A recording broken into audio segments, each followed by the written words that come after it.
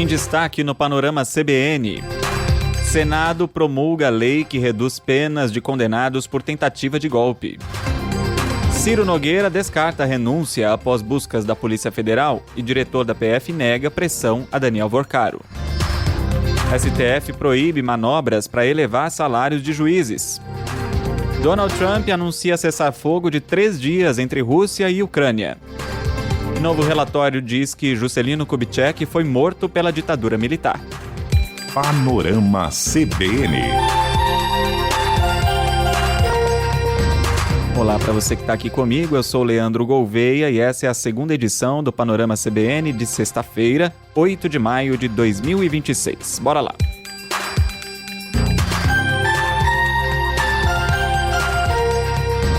O senador Ciro Nogueira, do PP, o Progressistas, do Piauí, reagiu nesta sexta-feira às buscas feitas pela Polícia Federal na casa dele.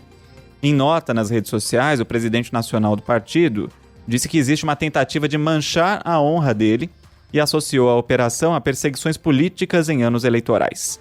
Como eu te contei no último episódio, Ciro é apontado pelos investigadores como o destinatário central de vantagens indevidas pagas por pessoas ligadas ao Banco Master, como a mesada de R$300 mil revelada na quinta-feira. Mesmo com a pressão, o senador descartou renunciar ao cargo. Há 2 meses ele tinha dito em entrevista que deixaria o mandato se surgisse alguma denúncia comprovada contra ele. Agora, aliados dizem que ele não trabalha com essa hipótese. O irmão do senador, o empresário Raimundo Nogueira, começou a usar a tornozeleira eletrônica. Segundo a Polícia Federal, ele administra uma empresa usada para repassar vantagens indevidas ao senador. Depois da operação, o partido do Ciro Nogueira, o PP, adiou o evento de apoio à reeleição do governador de São Paulo, Tarcísio de Freitas, que estava previsto para segunda-feira. Questionado, Tarcísio disse que a aliança continua e que a investigação deve continuar, doa a quem doer. Enquanto isso, o diretor-geral da Polícia Federal, Andrei Rodrigues, negou que a operação contra o senador Ciro Nogueira tenha sido feita para pressionar o banqueiro Daniel Vorcaro a dar mais informações na sua delação premiada. Investigadores dizem que a ação revelou contatos de Vorcaro com o senador que não estavam na proposta de delação, como mostrou a coluna da jornalista Malu Gaspar no jornal O Globo. Eu avalio que isso não faz parte da estratégia da investigação, da questão técnica e legal que a polícia faz. Nós não fazemos nenhuma ação pensando em pressionar ou deixar de pressionar para obter outro resultado. Em outra frente da investigação, o ministro André Mendonça, do STF, autorizou a transferência do ex-presidente do Banco de Brasília, o BRB, Paulo Henrique Costa. Ele vai deixar a penitenciária da Papuda e seguir para o batalhão da Polícia Militar, a Papudinha. A mudança é um passo importante para a delação premiada dele. A defesa argumentou que a Papuda, controlada pelo governo do Distrito Federal, não oferece segurança para as negociações. Isso porque o ex-governador Ibanez Rocha, do MDB, e a atual vice-governadora Celina Leão, do PP, podem ser citados nos depoimentos. O presidente do Senado, Davi Alcolumbre, promulgou nesta sexta-feira a chamada Lei da Dosimetria. A medida reduz penas e facilita a progressão de regime para condenados por crimes contra o Estado Democrático de Direito, incluindo o ex-presidente Jair Bolsonaro. Alcolumbre assinou a lei porque o presidente Lula deixou passar o prazo de 48 horas para a sanção. E esse gesto foi lido como uma tentativa de evitar que a imagem de Lula ficasse ligada a um texto que beneficia os réus dos ataques de 8 de janeiro. A pena total do ex-presidente Jair Bolsonaro é de 27 anos e 3 meses de prisão, sendo 5 anos e 11 meses em regime fechado. E agora vai ser recalculada. O relator do projeto na Câmara, o deputado Paulinho da Força, do Solidariedade, que articulou essa saída como alternativa à anistia, fez as projeções dele.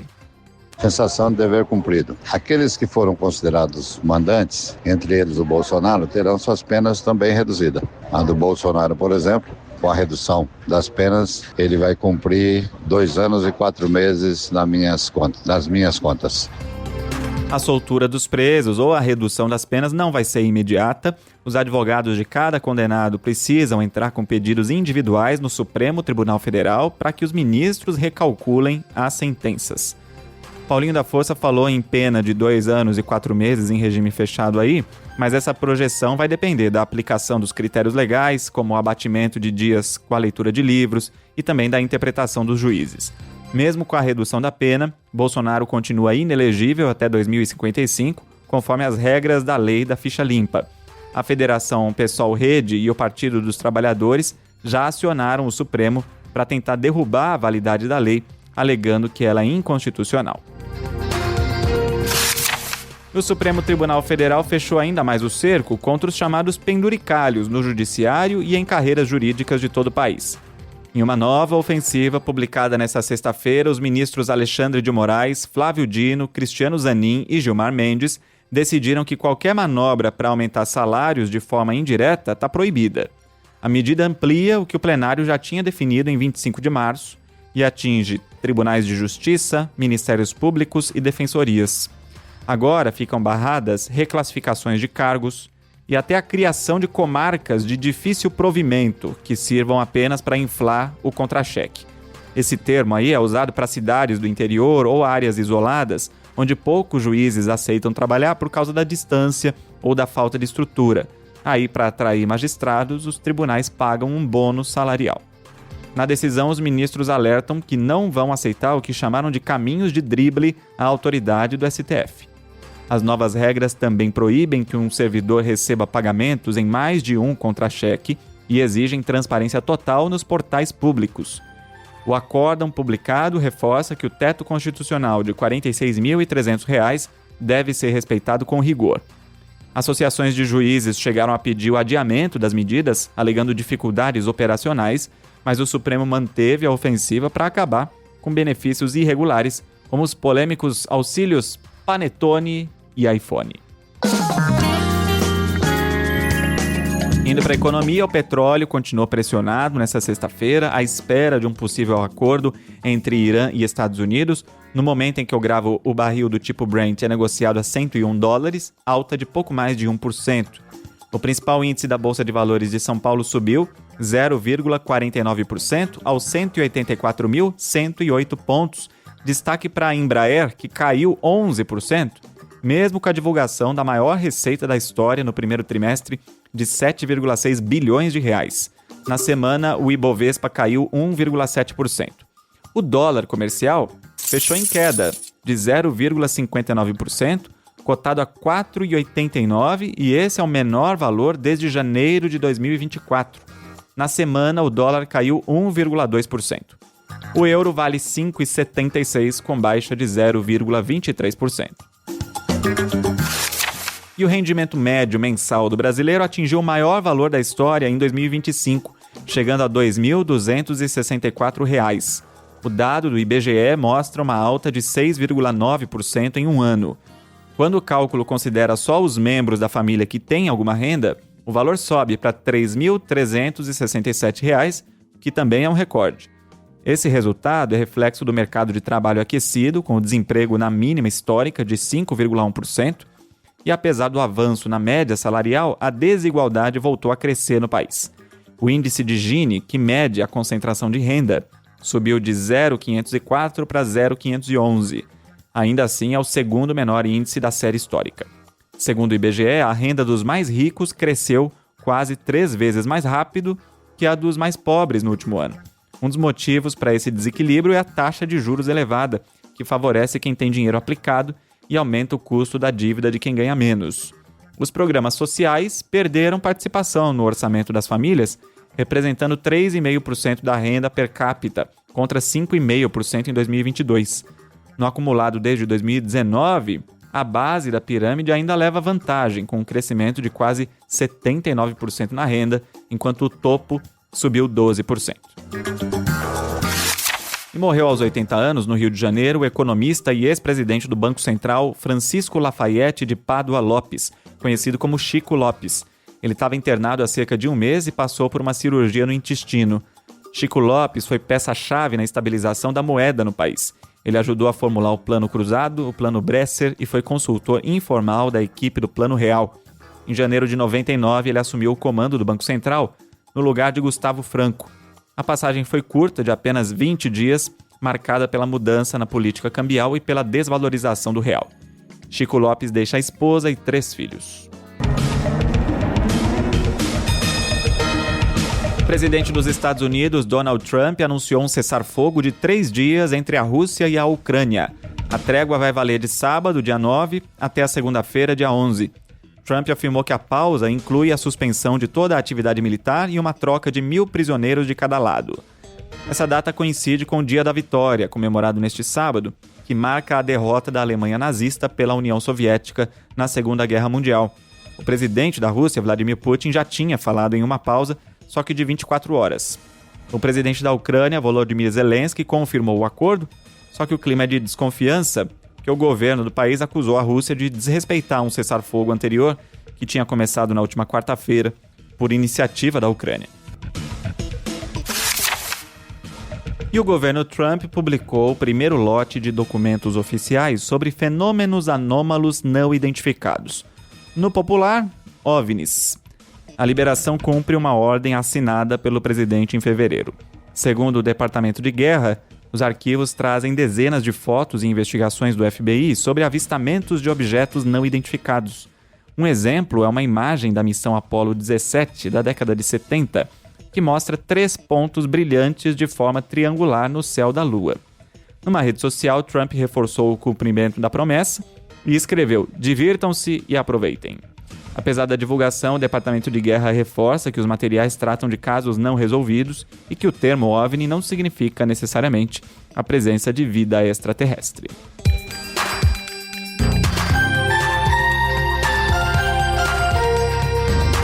E o novo relatório da Comissão Especial sobre Mortos e Desaparecidos Políticos afirma que o ex-presidente Juscelino Kubitschek foi morto pela ditadura militar em 1976.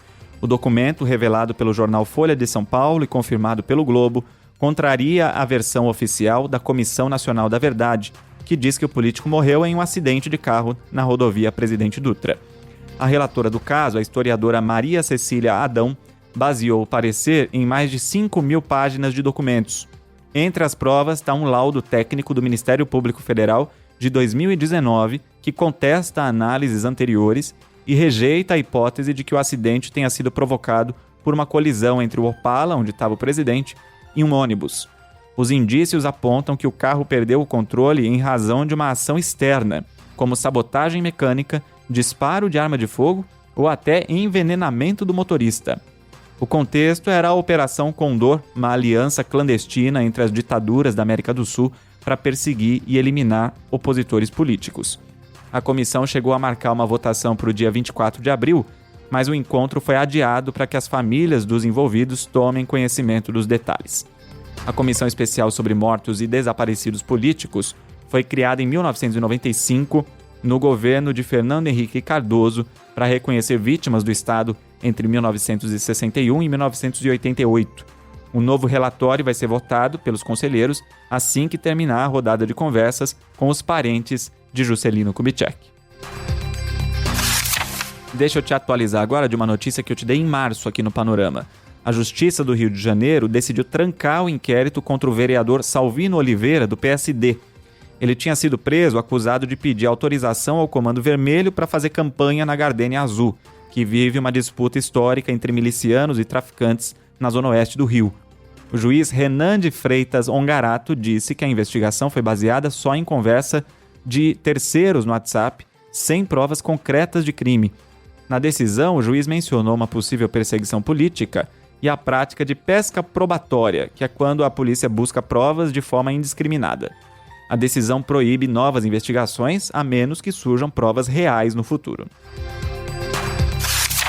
E o ex-goleiro do Flamengo, Bruno Fernandes, está preso novamente. Ele foi detido pela Polícia Militar no fim da noite de quinta-feira em São Pedro da Aldeia, na região dos Lagos, no Rio de Janeiro. Bruno era considerado foragido há 2 meses, desde que a Justiça revogou a liberdade condicional dele por descumprimento de regras. Em fevereiro, o ex-atleta viajou para o Acre, sem autorização judicial, para atuar pelo Vasco do Acre. Pela norma da Vara de Execuções Penais, ele não podia deixar o estado do Rio. Bruno Fernandes foi condenado em 2013 pelo assassinato e ocultação de cadáver da ex-namorada Elisa Samúdio, além do sequestro do filho. Ele cumpriu pena em regime fechado entre 2010 e 2019.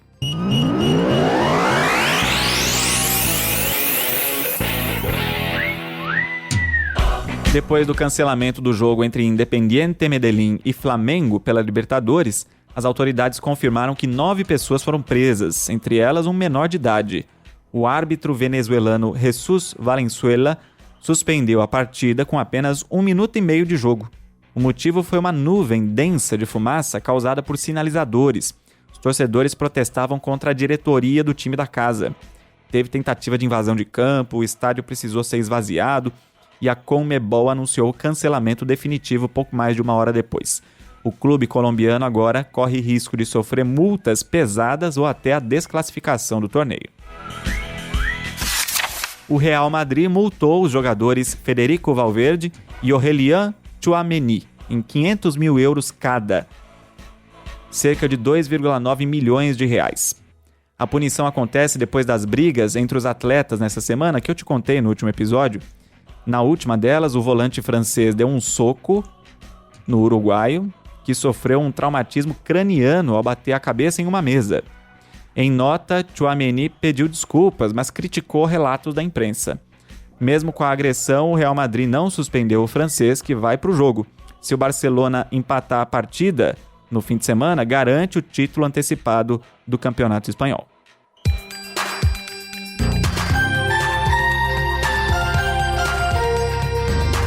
Antes da Rádio Sucupira de todas as sextas e ainda uma última homenagem, convido você a mandar mensagem para o Panorama. Meu e-mail é leandro.gouveia@cbn.com.br. No Instagram é só procurar por Lê Reis Gouveia. Não esquece de escrever o seu nome e a cidade de onde está ouvindo o Panorama. O Robbie Barker escreveu sobre o primo do Vorcaro que fugiu no carrinho de golfe que eu contei ontem. Felipe cansado, pausa, fiquei esperando o trocadilho. Acho que você estava cansado demais para isso, disse o Robbie. Ô Robbie, quando a piada vem pronta eu não preciso falar nada, né? Obrigado pela mensagem. Guilherme Henrique, na onda de falar a data no começo do podcast, diz que ouve o Panorama pelo CarPlay e às vezes não tem certeza se está tocando o dia que quer ouvir, pois só exibe o título. Ele é de Joaçaba, Santa Catarina, que legal. Que bom te acompanhar no seu carro aí também. Sugestão já acatada, tá bom? Desde quinta-feira. Olá, Xará, sou Leandro Messias de Guarulhos, quero te parabenizar pela humildade em acolher as críticas, muitas vezes injustas. Aproveitando, existe a possibilidade de o Panorama CBN também ser em vídeo? O nosso técnico aqui, Juliano Fonseca, vai adorar essa ideia, hein? Quem sabe, Leandro, no futuro. Antes de aproveitar o fim de semana, não esqueça aí de deixar o Panorama salvo aí na sua biblioteca do Spotify, hein? E neste sábado você vai ver aí na lista de episódios do Panorama os 2 primeiros episódios do novo podcast da CBN, feito em parceria com o Jornal O Globo, PCC, O Salve Geral, que estreou nessa quinta. Se você ainda não ouviu, aproveita o fim de semana para maratonar. Olha só, o governo Lula comemorou o resultado do encontro com o presidente Donald Trump, que foi só sorrisos para o brasileiro, pelo menos para as câmeras, e isso é assunto para a Rádio Sucupira.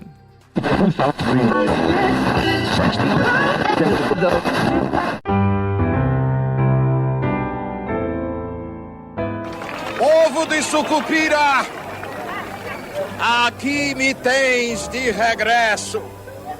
Jamais deixaria de prestar contas ao meu povo desta gloriosa cruzada pacatista e missioneira que fizemos na grande pátria norte-americana.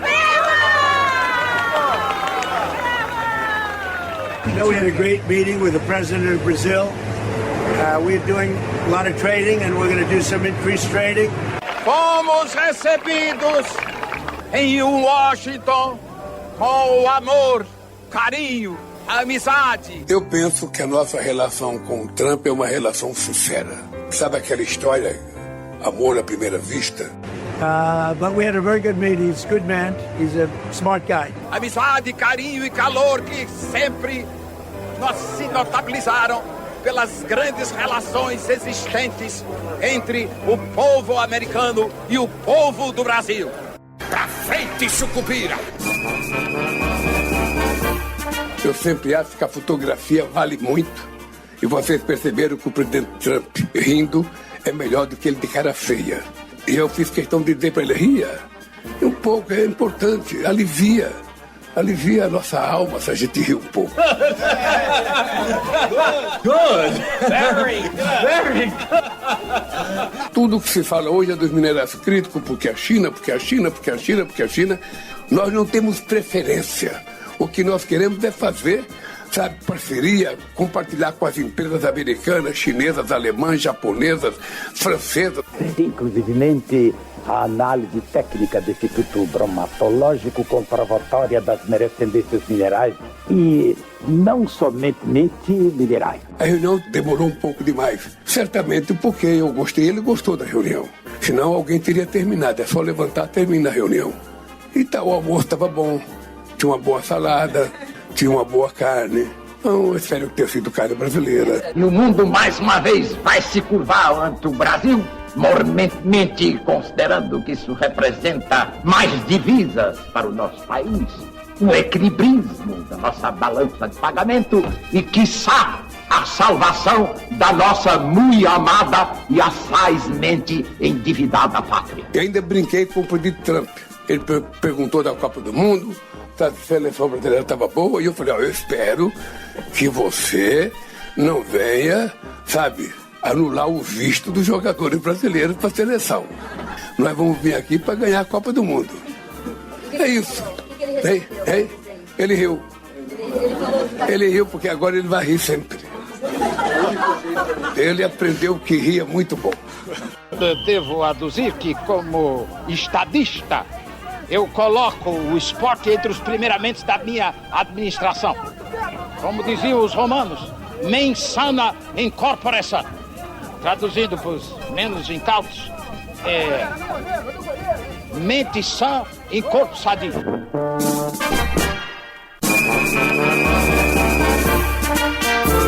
As falas da novela O Bem Amado foram cedidas pelo acervo da TV Globo. O texto é de Dias Gomes e a interpretação do prefeito Odorico Paraguaçu é de Paulo Gracindo. Edição de Edmilson Fernandes e Cláudio Antônio. Lembrando que a Rádio Sucupira tem podcast próprio também, caso você tenha perdido algum episódio ou queira compartilhar. E eu fecho essa edição com uma homenagem. Levava uma vida sossegada,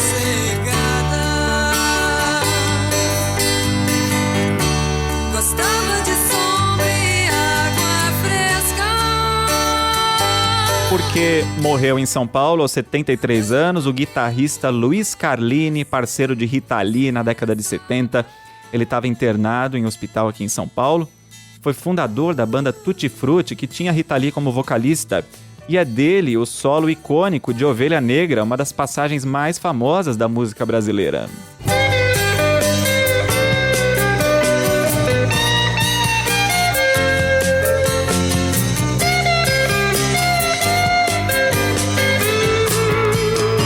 Luiz Carlini também compôs com Rita Lee clássicos como Lá Vou Eu e Agora Só Falta Você.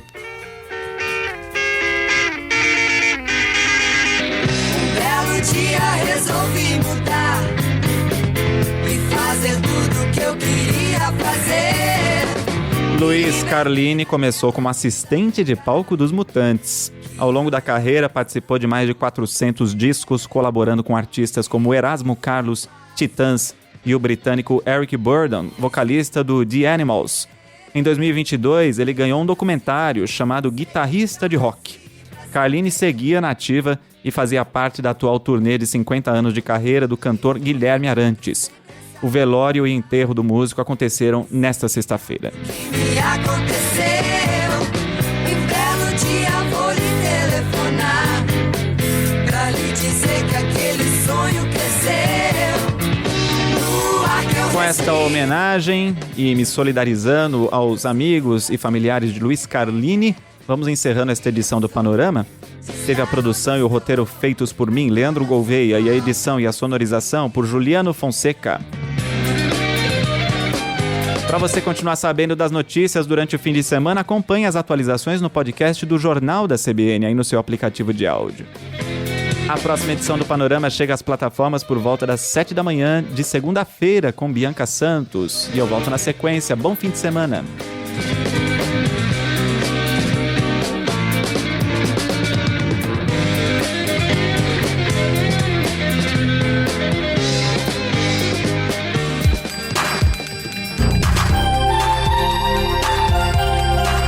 Panorama CBN.